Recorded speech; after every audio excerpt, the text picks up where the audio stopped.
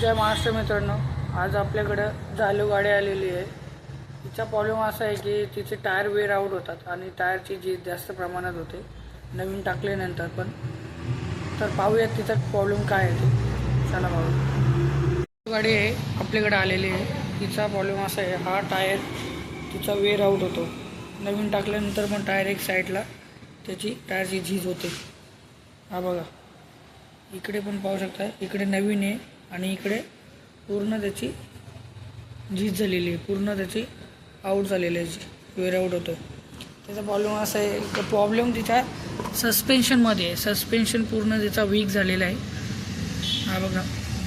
आणि हा ball joint त्याचा पूर्ण वीक झालेला आहे, बॉल जॉईंट पण गेलेला आहे। आणि हा लोरामचा बॉल जॉईंट आहे त्याचा, तो पण पूर्ण गेलेला आहे, असा फिरतो पण। आणि हा बघा, बॅलन्स और बुशमध्ये त्याचं काहीच राहिलेलं नाही, पूर्ण प्ले बॅलन्स और बुशमध्ये।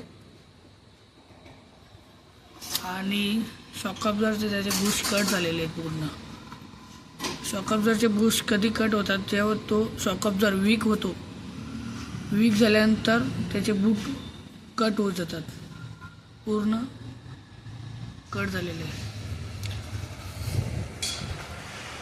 जर अशा प्रकारे जर गाडीचा टायर जर वेअर आउट होत असेल तर आपण सस्पेन्शन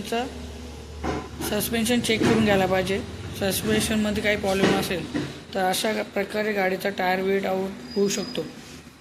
धन्यवाद।